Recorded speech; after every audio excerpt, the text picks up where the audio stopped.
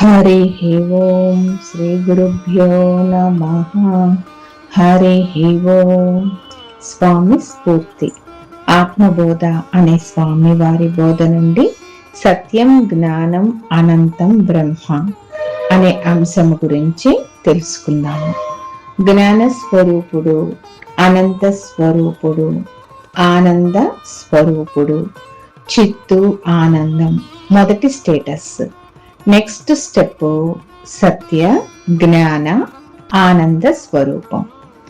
Next step సత్య, ఆనంద, అనంత స్వరూపం. మొత్తం మారలేదు.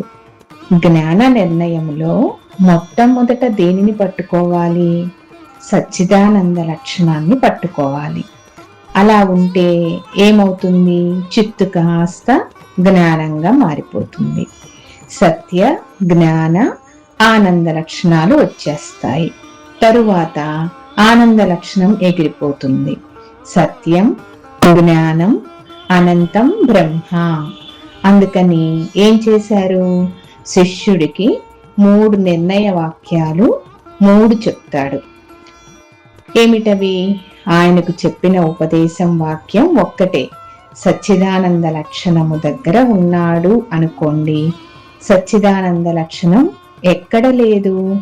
గుర్రాలలో ఉంది, గోవుల్లో ఉంది, మనుషుల్లో ఉంది, అమీబాలో ఉంది, స్థావర జంగమాత్మకాలలో కూడా ఉంది. ఈ సృష్టి అంతా ఉందిరా బాబు సచ్చిదానంద లక్షణం.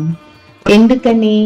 ప్రజ్ఞ అంతటా ఉంది, చైతన్యం అంతటా ఉంది. ప్రజ్ఞానం బ్రహ్మ. మరి నేను ఆ బ్రహ్మమే అయి ఉన్నాను. ఆకారం పోయింది, అహంకారం పోయింది. అహం బ్రహ్మాస్మి.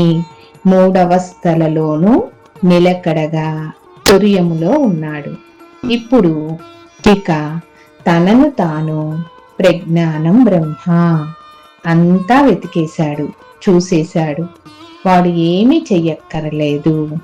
తాను ఉండడమే ఆంతరిక జగత్తును కూడా పోగొట్టుకున్నాడు. ఇప్పుడు అహం బ్రహ్మాస్మి. సత్యం, జ్ఞానం, ఆనంద బ్రహ్మ. ఏమండి, ఎంతకాలం ఈ ఆంతరిక జగత్తు లేని వృత్తిశూన్య స్థితి యందున్న ఆనందాన్ని అనుభవిస్తావు? How much time? అది కూడా కాలహరణమే కదా. సత్యం, జ్ఞానం, అనంతం బ్రహ్మ. ఆనంద లక్షణం కూడా పోయింది. ఇప్పుడు పోతే అనంతంగా మిగిలిపోయింది.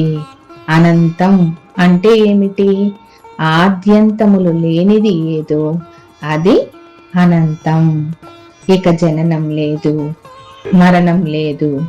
సంప్రజ్ఞాత సమాధి కాస్త అసంప్రజ్ఞాత సమాధిగా మారిపోయింది. సత్యం, జ్ఞానం, అనంతం బ్రహ్మ. అయమాత్మ బ్రహ్మ.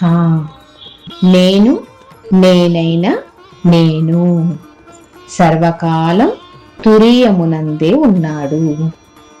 హరి ఓం. శ్రీ గురుభ్యో నమః.